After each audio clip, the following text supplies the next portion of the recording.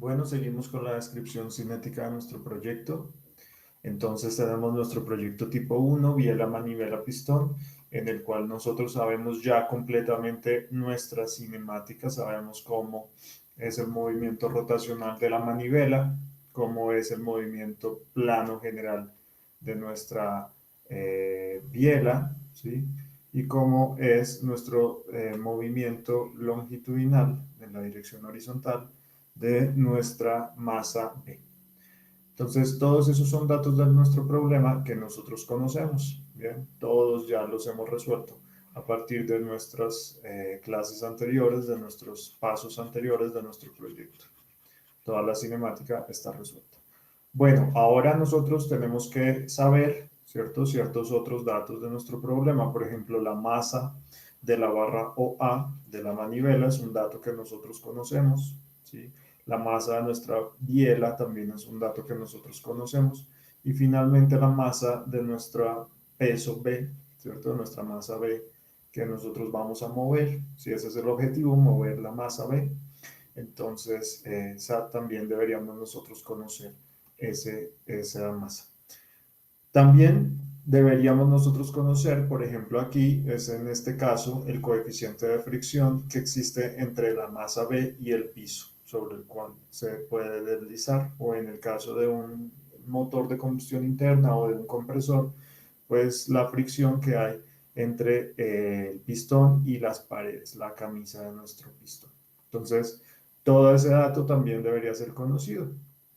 ¿Cuáles son nuestras incógnitas del problema? Pues aquí la gracia es que nosotros vamos a tratar de mover esta masa B, ¿cierto? Siendo que tenemos una cierta condición restrictiva, ¿cierto? Vamos a tener, por ejemplo, un peso, una fricción de nuestra masa B a lo largo de su movimiento horizontal, o en el caso de nuestro motor de combustión interna, pues tenemos la presión que ejercerán los gases al interior de esa cavidad. Entonces, nosotros lo que queremos averiguar al final de cuentas es cuánto torque nosotros tenemos que impartir acá en nuestra manivela para poder realizar el movimiento oscilante horizontal de nuestra masa B. Bien. Entonces, esa va a ser nuestra primera incógnita de nuestro sistema cinético, de nuestro mecanismo. Pero también nosotros vamos a tener distintas fuerzas, ¿cierto? Vamos a tener, por ejemplo, las fuerzas de reacción de nuestra manivela en la bisagra, y esas van a ser unas fuerzas que nosotros denominamos fuerza en el punto O horizontal, ¿cierto? Los denomino con el subíndice horizontal. Fuerza en el punto O vertical, la denomino con el subíndice V, ¿sí? Y esas fuerzas, pues efectivamente no me permiten el desplazamiento de mi barra en ese nodo de sujeción, ¿cierto? Son fuerzas de reacción, así como nosotros las habíamos dicho en estática. ¿Mm? Pero en el nodo enlazante, entre la barra A y la barra B, o sea, en nuestro nodo A, nosotros también vamos a tener unas fuerzas transmitidas, ¿cierto? Y entonces las vamos a llamar la fuerza A vertical, la fuerza A horizontal, ¿cierto? Y esas componentes verticales y horizontales de nuestra fuerza, pues igualmente se van a transmitir hacia la otra barra, acción-reacción. Entonces, si en una barra las dibujamos hacia un sentido, pues en la otra barra deberán ir hacia el sentido opuesto. ¿Listo? FA vertical. Y finalmente, en nuestro enlace con nuestra masa, ¿cierto? En nuestro enlace en el punto B, pues nosotros vamos a tener eh, que contrarrestar una cierta fuerza, esa la voy a llamar fuerza en B horizontal, y el piso también por hacer reacción me va a hacer una fuerza, me va a ejercer una fuerza en ese nodo B. ¿Sí? Entonces estas de acá las dibujo aquí en este elemento ya liberado de nuestro sistema. Este entonces va a ser nuestra fuerza en B horizontal, que va a ser la que más nos va a interesar saber cómo es que nosotros estamos restringiendo ese movimiento de la masa B, y nuestra fuerza en B vertical, que va a ser debido a nuestro piso o nuestras camisas de nuestro pistón, para posicionar ese pistón o esa masa sobre el plano o sobre la camisa en la trayectoria meramente horizontal. Bien, entonces todas esas serán nuestras incógnitas de nuestro problema. La fuerza transmitida en cada una de las restricciones, nuestra fuerza no horizontal, nuestra fuerza no vertical, nuestra fuerza en A transmitida vertical y nuestra fuerza en A transmitida horizontal. ¿Listo? Fuerza en A transmitida horizontal. En términos de las fuerzas en el punto B, pues nuestra fuerza en el punto B, nosotros también podemos suponer que la fuerza horizontal que se le ejerce al pistón o a esa masa es conocida. Esto la vamos a conocer y tiene que ver entonces con nuestro coeficiente de fricción que no permite el movimiento horizontal. ¿Listo? Entonces este coeficiente de fricción que nosotros conocemos nos va a determinar cuánto es esa magnitud de nuestra fuerza en B horizontal. Pero en cambio nuestra fuerza en B vertical, esa va a ser una incógnita de nuestro problema porque va dependiendo de qué tanta presión, de qué tanta fuerza nosotros le estemos ejerciendo al pistón, ¿cierto? En dirección vertical, como para que la contrarreste el piso, ¿cierto? Y entonces ese va a ser una fuerza dinámica, va a ser una fuerza que nos la va a dar nuestro piso, nuestro sistema. Entonces tenemos nuestras fuerzas, que son las incógnitas de nuestro problema, y cómo vamos a solucionar nuestro problema, pues entonces nosotros tendremos que hacer sumatoria de fuerzas igual a masa por aceleración en el centro de gravedad de cada elemento, ¿cierto? Esa va a ser nuestra aplicación de nuestra segunda ley de Newton en sólidos rígidos. Entonces todas las fuerzas que estén siendo aplicadas en nuestro sólido rígido, pues serán iguales a la masa de ese sólido por su aceleración en el centro de gravedad. Entonces tendremos nosotros que indagar a partir de la cinemática realizada anteriormente cuánto es la aceleración entonces en ese centro de gravedad, aceleración por ejemplo aquí de la barra OA en el centro de gravedad. ¿Listo? Porque toda la sumatoria de las fuerzas rojas que tengo yo sobre ese elemento van a ser iguales a mi masa de la barra OA que yo conozco por su aceleración en el centro de gravedad. ¿Listo? Y lo mismo exactamente va a pasar con nuestra barra AB. Toda la sumatoria de todas esas fuerzas que nosotros tenemos aplicadas van a ser iguales entonces a la masa de esa barra AB que nosotros conocemos por su aceleración de la barra AB en el centro de gravedad de esa barra AB. Bien, y aparte de eso, pues tendremos que aplicar nosotros nuestra sumatoria de torques aplicados a todo nuestro elemento de sólido rígido es igual al momento de inercia de ese sólido rígido por su aceleración angular.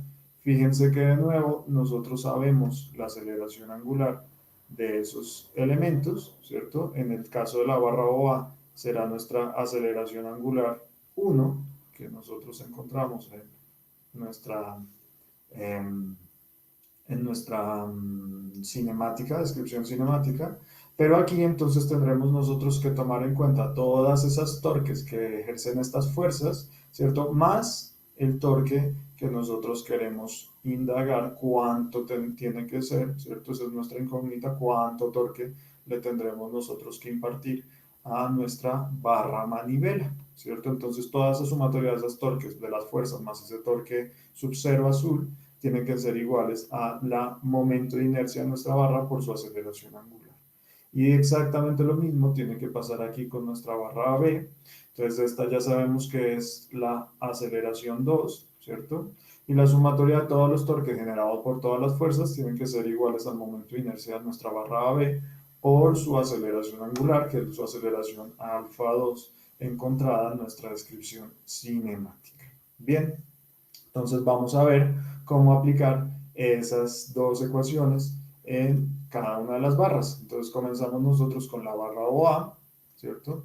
Y la barra OA, entonces lo primero que tenemos es que definir cómo es su aceleración en el centro de gravedad Y nosotros vemos que efectivamente la barra OA está plenamente a rotación en la bisagra O, ¿cierto? Entonces nosotros sabemos que su aceleración en ese centro de gravedad pues no es más que la aceleración debido a un movimiento de rotación pura que tiene dos componentes, una componente normal y una componente tangencial. Nosotros ahora ya sabemos que esas componentes dependen de la velocidad angular de giro, pero también de la aceleración angular y sobre todo de nuestra distancia desde el centro de giro hasta ese centro instantáneo donde queremos evaluar esa aceleración, ¿cierto? Ese va a ser entonces ahora nuestro vector R desde O, centro de giro, hasta el punto de gravedad G. Fíjense que la magnitud de ese vector, R o G, es la mitad de nuestro vector que veníamos trabajando nosotros anteriormente para nuestra cinemática, que es el vector que unía los dos nodos de nuestra barra, el vector R o A. Pues como el centro de gravedad aquí en esta barra nosotros sabemos que va a estar en la mitad de las dos barras, entonces básicamente tiene una magnitud que es la mitad de esa longitud completa de la barra. Y aparte nosotros sabemos que está orientada pues en la misma dirección que la barra completa, ¿cierto? Entonces esa posición del centro de gravedad pues también va a tener que ver con la orientación del ángulo θ1 para la barra OA o en el caso de la barra OB, AB con el ángulo θ2. Bien, y entonces nosotros calculamos nuestras componentes, ¿cierto?, de aceleración normal, como la velocidad angular de nuestra barra, vector, cruz, nuestra aceleración, nuestra velocidad angular, cruz, nuestro radio entre el punto de rotación y ese centro de gravedad. Ya sabemos que ese radio, pues es ese vector que ahora denominamos R o G. Y si yo entonces hago las componentes, descompongo ese vector R o G en nuestro sistema de coordenadas X, Y, Z, entonces yo veo que R o G lo puedo componer pues como la magnitud de R o G por el coseno de θ1 en dirección Y más R o G por el seno de θ1 en dirección J. ¿Listo? Y entonces este de acá pues hago todo ese producto cruz como esa matriz y obtengo estas componentes completas de la aceleración normal. Esa aceleración normal, recordemos que viene apuntando a nuestro centro de rotación. Bien, y la componente tangencial, pues va a ser nuestra aceleración angular de nuestra barra, que es la aceleración A1, alfa 1, cruz nuestro vector R hasta el centro de gravedad de la barra, R o G. ¿Listo? Y de nuevo, pues yo sé que puedo definir nuestro vector en términos de IJ, así como lo definí para la aceleración normal, y ese producto cruz entre esos dos, ¿cierto? Siendo que la aceleración y la velocidad angular están direccionados únicamente en K, pues me dan estos resultados de aceleración tangencial en el centro de gravedad. Sumo ambos y me da nuestra aceleración total en el centro de gravedad.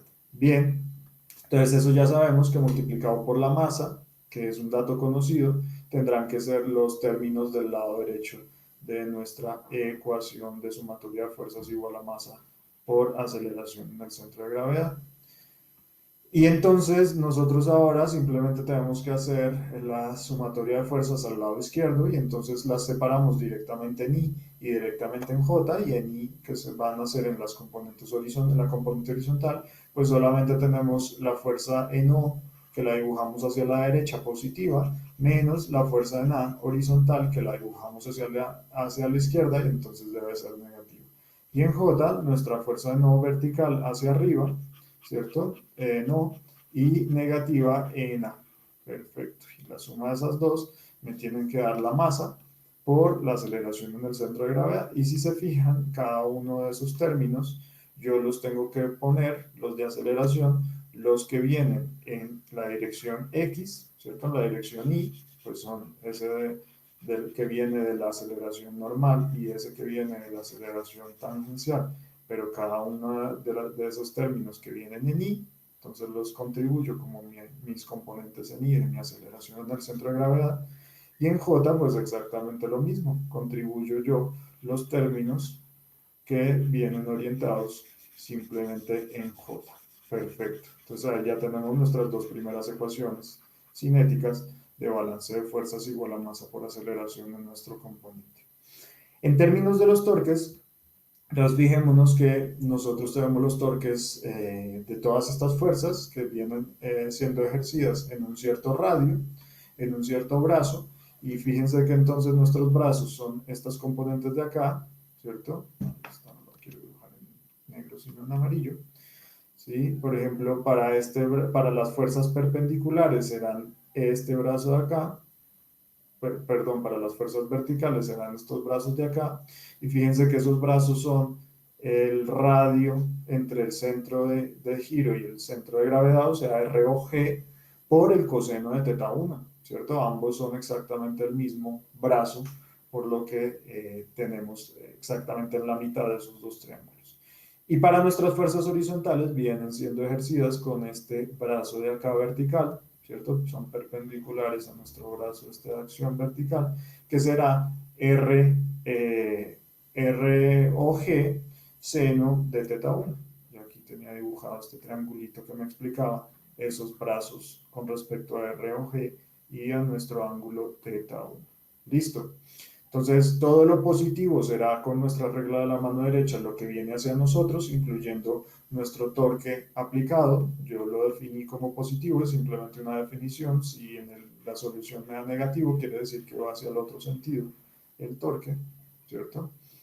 Bien, y entonces todas esas fuerzas por todos esos brazos, ¿cierto? Este será el brazo horizontal que tendrá que ver con las fuerzas... Eh, Perdón, este será el brazo vertical que tendrá que ver con las fuerzas horizontales, ¿cierto?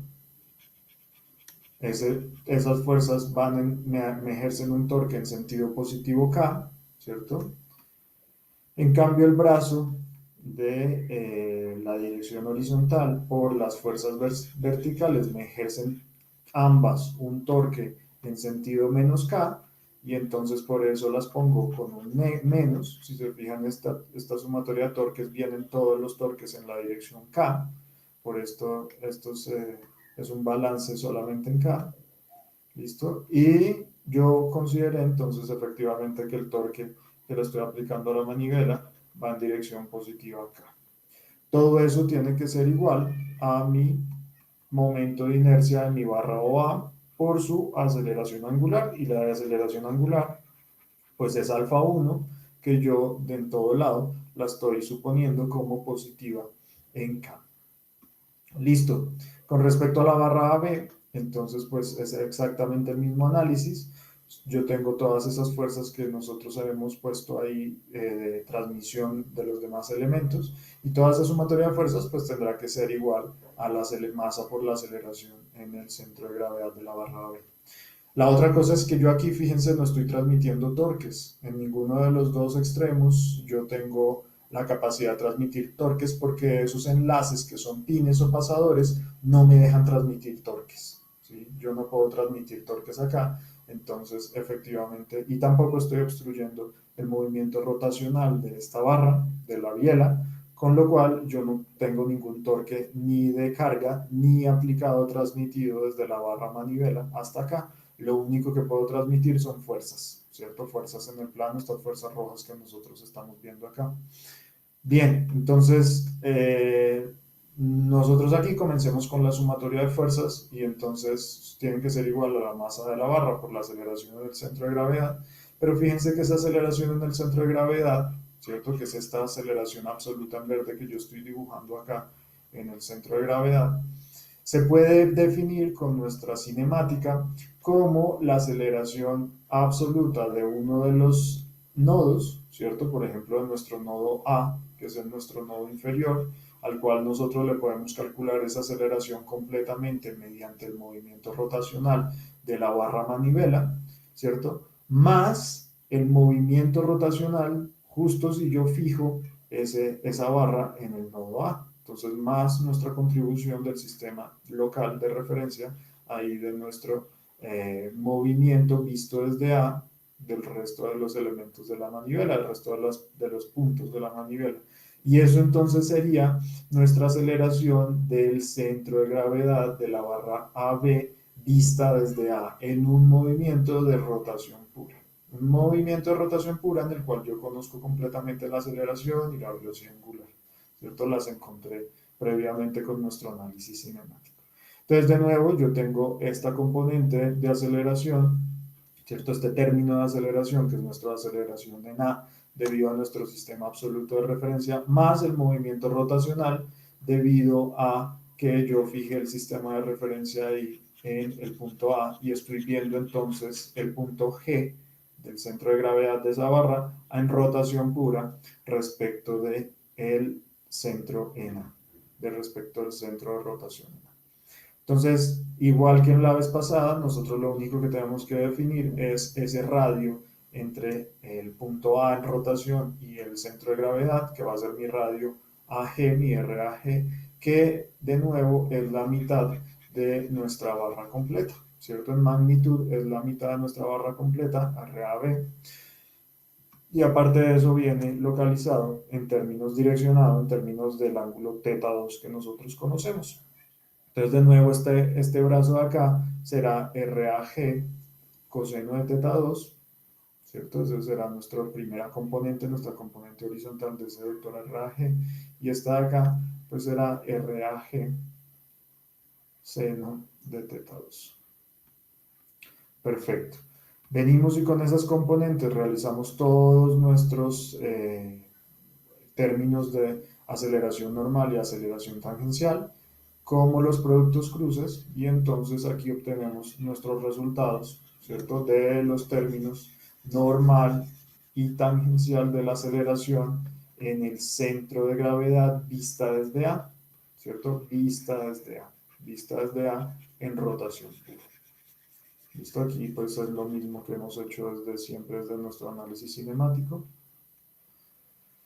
Y ya sabemos que todas estas de acá vienen siendo este término de rotación pura, pero las tenemos que sumar con nuestro término de aceleración absoluta en A, ¿cierto? Que nosotros traemos también desde nuestra cinemática, en nuestro análisis cinemático, que es todos estos términos de acá, ya lo pueden revisar ustedes en sus videos anteriores, vienen siendo nuestro análisis de cómo la aceleración absoluta vista en A debido a la rotación pura de nuestra manivela, ¿cierto? Entonces me dan todos estos términos de aquí de aceleración. También tendrán que ver con una componente normal y otra componente tangencial. Entonces tengo que sumar estos amarillos con el azul, ¿cierto? La aceleración absoluta de A más la aceleración relativa de G vista desde A, desde el centro de gravedad vista desde A. Y todo eso, efectivamente, esa suma me da mi aceleración absoluta del punto de gravedad, del centro de gravedad de la barra AB. Bien, yo lo que hice acá fue organizar todas las componentes que yo tuviera en X, ¿cierto? De las de aceleración en absoluta más las componentes de rotación, ¿sí? Las componentes relativas, todo lo que yo estuviera viendo en X, ¿sí? Como para organizar los términos en X y en Y, ¿sí? Y todos los términos en Y, efectivamente. Entonces, fíjense que me sale todo esto, pero lo bueno de todas estas ecuaciones es que todas estas términos son cosas conocidas. ¿Por qué? Porque son todos provenientes de la cinemática, de las posiciones, de las velocidades, de las aceleraciones, todas son cosas conocidas. Muchos términos sí, pero conocidos.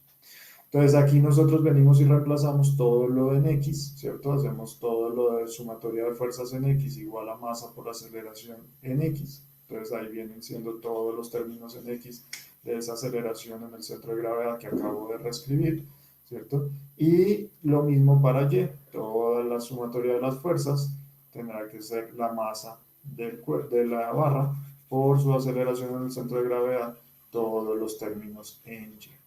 ¿Listo?